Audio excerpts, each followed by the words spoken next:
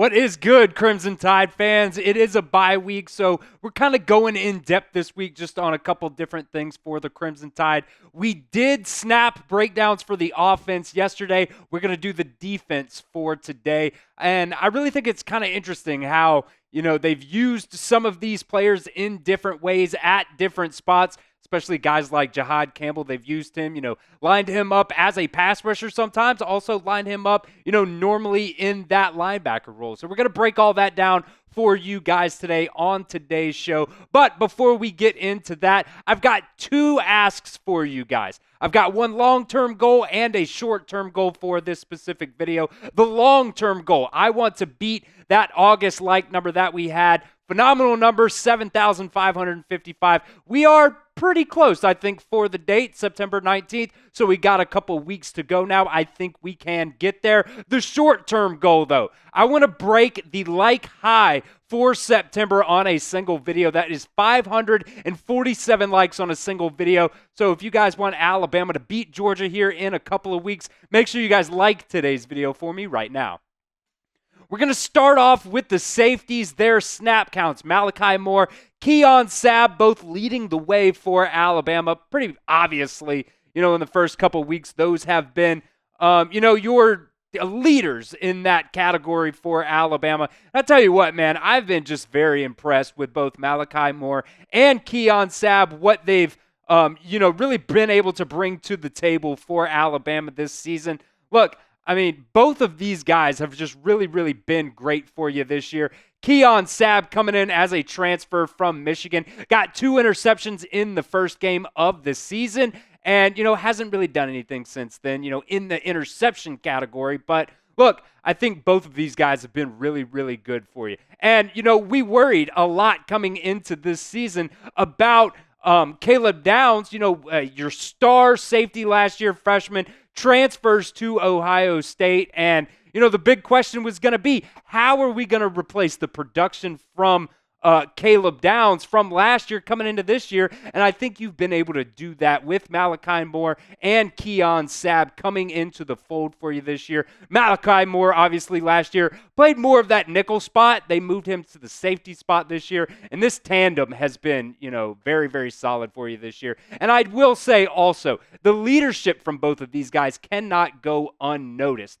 But Malachi Moore, Keon Sabb, both of those guys, the communication in the back end has been solid for you this year. And, I'm really excited to see kind of, how they develop and just keep progressing as the season goes on, because they're going to really need a big game against Georgia here in a couple of weeks. And look, these guys have been, just phenomenal for you, I think. Malachi Moore has been targeted 11 times in coverage, only given up 4 receptions for 30 yards. And the average depth of target to Malachi Moore is 12 yards. So only having 30 yards out of those 4 receptions is really, really good. Keon Sabb, to me, I was, looking at these numbers yesterday, I thought it was a little bit weird how you had 8 receptions on 10 targets, but he's got 2 PBUs and 2 interceptions. How does that math add up? Well, I asked our, genius here, Tom Downey at Chat Sports, how does this, math really add up? Well, really, it's because Keon Sabb is making a lot of plays out of structure, and, he's dropping back, say it's like 2-man or something, and you got man coverage, some guy coming up. Keon Sabb is able to get over and kind of play a little bit out of position in order to make those plays. He's not the primary defender on those plays. So, what Keon Sabb has been able to do is nothing short of phenomenal for you this season at that safety position. Going over to the cornerbacks now. Obviously, Red Morgan, Devontae Smith aren't really corners. They're playing more of that husky position, but we threw them in this category as well for you.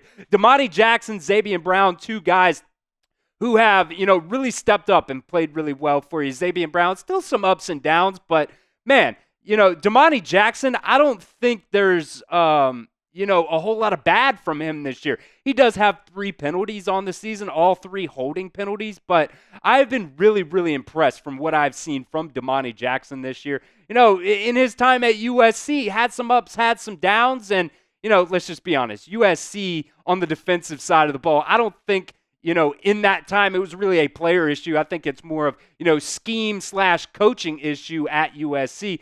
Coming over here to Alabama, though, has only allowed 1 reception on 7 targets. He has been phenomenal for you. And, I can't really ask for much more from Damani Jackson. We haven't called his name this season, and for the most part, that's a pretty positive thing, besides the lack of, interceptions, of course. You'd love to call his name for that. But he's not getting burnt, and that's a very positive thing. Zabian Brown, on the other hand, has looked pretty solid for a freshman. I was really worried coming into this season. Starting a freshman at one of those cornerback spots. I think cornerback is one of the hardest positions to play in college football. And you know what? He has gotten beat a few times. But let's be honest. He's gotten away with it so far this season. The quarterbacks have missed some throws, and I don't want to see that going forward. I really hope he can make those adjustments, and whether or not it's just, a timing thing, a, technique thing, that might be the case. Kane Wommack talked about that a couple of times as well. But I've been really impressed with Zabian Brown this year. And also with Devontae Smith. Man, this kid has absolutely got that dog in him. He's allowed 7 receptions on 11 targets this year, but only for 29 yards. So, they're kind of hitting him in those short, down situations. But I tell you what, man, going and watching that game against Wisconsin, there was one pass where Devontae Smith did get burnt to the end zone, but the quarterback missed the throw, and Devontae Smith just chirping away like he did something on that play, which, that's kind of what you want from DBs. You want that kind of dog mentality from those guys. I'm just, very excited the fact that he is so far, fingers crossed, knock on wood, that he has been able to stay healthy this year, because in the past, Nick Saban talked about the fact that Devontae Smith could have been able to play last year for Alabama, when it comes to the skill set and the knowledge of the defense. But, the injuries really, really kept stacking up for Devontae Smith. So, fingers crossed he's done well this year. He's been able to stay healthy. Really hope that continues on throughout the season. So let me know your confidence level right now in these cornerbacks for Alabama. You got Damani Jackson, Zabian Brown on the other side. Scale it for me, 1 to 10, 1 on the low end, 10 on the high end. It is the pinned comment of today's video. So if that ad comes here on YouTube, that's totally fine. You guys can ignore the ad. Just go down there to the pinned comment and grade your confidence level in Alabama's cornerbacks. Moving over to the defensive line, I think it's, interesting how they've kind of used some of these guys so far.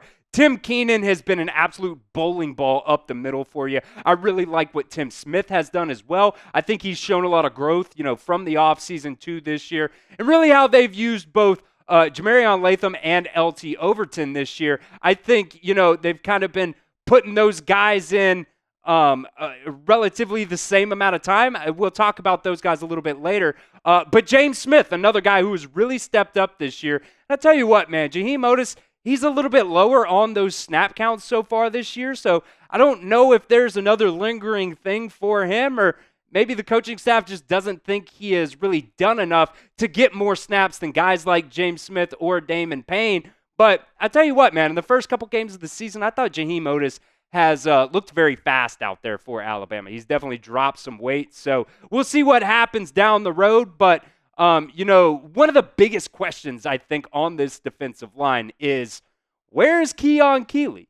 He's playing that Bandit role this year, and I think that is mainly one of the biggest things why he's not really playing. Only 3 snaps so far here in 2024. But like I said, he is playing a different position this year. He came into Alabama as a 5-star, one of the best high school players in the country, a 5-star edge rusher. So it's a little bit different of a position. He added a ton of weight in the offseason.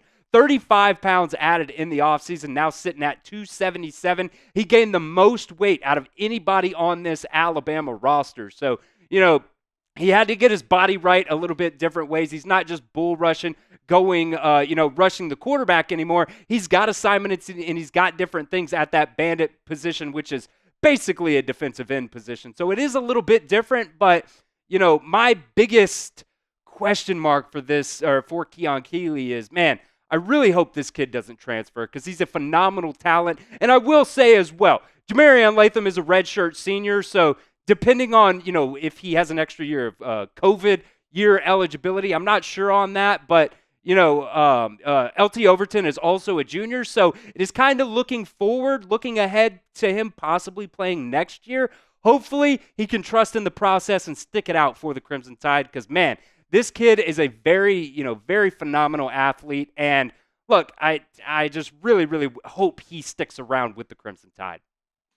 I want to give a shout out to our sponsor today. That is Factor Meals. Guys, look, football season is in full swing now, and we're sitting up here at the office pretty late most days, and I just do not have time to cook. I don't want to, clean up the kitchen afterwards either. That's one of the things I hate when it comes to cooking. That's why I use Factor's no prep, no mess meals. Meet your wellness goals thanks to a menu of chef-crafted meals with options like Calorie Smart, Protein Plus, and Keto. Factor's fresh, never frozen meals are dietitian approved and ready to eat in just 2 minutes. So no matter how busy you are, you will always have time to enjoy nutritious, great tasting meals. Make today the day you kickstart your new healthy routine. What are you guys waiting for?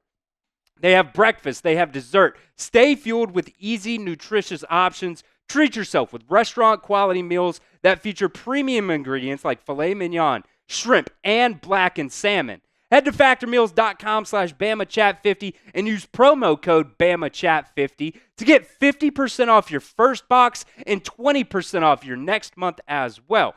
That's code BamaChat50 at factormeals.com/BamaChat50 to get 50% off your first month's order and 20% off your next month while your subscription is active. That link will be in the comment section and the description of today's video. So going back to the guys who have played mainly at that Bandit position this year, Jamarian Latham and LT Overton, these guys have just been absolute run stoppers for you this year. I think LT Overton really more than Jamarian Latham this year, but man, these guys have been great. PFF actually updated their stats within the last 2 days. So LT Overton now has an extra pressure. 13 pressures in the first 3 games of the season is incredible for LT Overton, and they've been pretty solid in the run defense as well. The PFF run defense grades for these guys, Jamarian Latham, 57.5, so could get a little bit better there. But man, LT Overton, from getting those pressures to really, wreaking havoc in the run game. And, there's a lot of things that he's doing on the defensive side of the ball that he's not really getting credit for either. Just being able to make the running backs, bounce back inside. Somebody else might get the tackle on that, but LT Overton is really the one that made that play happen. So tell you what, man, Alabama's defensive line has got to get some pressure on Carson Beck here coming up in just a couple of weeks. They've got a banged-up offensive line. Tate Ratledge is going to be out for that game, one of their better offensive guards. They're still having some trouble at their tackle positions as well. So if Alabama wants to win this game, I think the biggest key to victory for them is putting some pressure on Carson Beck. So let me know in the comments section, guys, who has been Alabama's biggest defensive MVP so far? I think you got a lot of options. Is it Keon Sabb? Is it LT Overton? Is it, maybe somebody like Q-Rob out there? He's been playing, out of his mind as well. You got a lot of options, but let me know in the comments section right now. Going now over to the linebacker position. Deontay Lawson, Jahad Campbell leading the way in that category. Quay Russaw, 97 snaps for him. He's a little bit banged up right now. Hopefully we get him back. Justin Jefferson, 67 snaps. Probably could have a little bit more than that, but, he was suspended for the first half of that Wisconsin game. And I've been just really impressed with Quandarius Robinson this year. I think he has looked phenomenal. Jeremiah Alexander has not played yet this year, but he's been kind of banged up a little bit. So, maybe we'll see him eventually down the road. But I really love, the possibility of what Jeremiah Alexander can bring to the table for Alabama's linebacker core. Going over to Deontay Lawson and Jahad Campbell, though, man, these guys have been just incredible for you. Both guys leading the team in tackles. Well, they're the top 2 in tackles anyways. Jahad Campbell is the guy leading the team in tackles. And when it comes to, forcing fumbles, Deontay Lawson, he had his guy wrapped up very easily. Could have just taken him to the ground. But, very intentionally went after the ball, ripped that ball out against Wisconsin. So, I mean, these guys have been really, really good for you at that linebacker spot. I think as a duo, two of the better linebackers Alabama has had in the past couple years. I think with Jihad Campbell in particular, though, his speed is what has really impressed me the most. Whether he's lining up at one of those, regular middle linebacker positions, or whether they're, putting him as a pass rusher, he has been able to do so many things for Alabama's defense this year. And look, I tell you what, man, he might just be Alabama's defensive MVP so far. He's playing all over the field. He's making a lot of plays. There's not really any drive that Alabama's defense goes out there that Jihad Campbell is not really impressing me by making some kind of wild play on the defensive side of the ball. So, I mean, these linebackers for you have been really good. Jihad Campbell has been most impressive to me from this linebacker position. Going over to the Wolves, though, look, man, Quandarius Robinson, he's kind of been playing out of his mind. And I'll be honest, I did not really expect that from him this year. I really like the, talent that he could possibly bring to the table for you this year, but I really wasn't sure, what he was going to be able to do for you. And I've just been really, really impressed with Quandarius Robinson this year because, look, going into the season, really, I thought the guy at that Wolf position that was going to make the most noise was Keon Keeley. Well, he really hasn't done anything for you this year. He has played, a limited amount of snaps, only 39 snaps for Keon Keeley this year. He's got 3 tackles, 2 pressures on the season. So, I mean, L's in the comment section for me, I guess, because I really thought Keon Keeley was going to be playing a bigger role in this Alabama defense this year. But with what Q-Rob and Quay Russaw has done for you, man, these guys have really, really been getting after it. And look, Quay Russaw is a little bit banged up right now, hurt his knee/ankle this past week, but what we heard from Kalen DeBoer in his press conference earlier this week, things are kind of looking up for him to play against Georgia, and I think they really need him to be healthy against Georgia because, like I said, they are banged up on the offensive line right now, and getting pressure on Carson Beck, I think, is really going to, make the difference in this game. So make sure you guys are subscribed right here to the Alabama Football Report. We are off this week. Alabama's got the bye, so no live watch party, but we will be live next week. We're going to be doing some giveaways as well. It's going to be really fun, so do not miss out. Hit that sub button for me right now.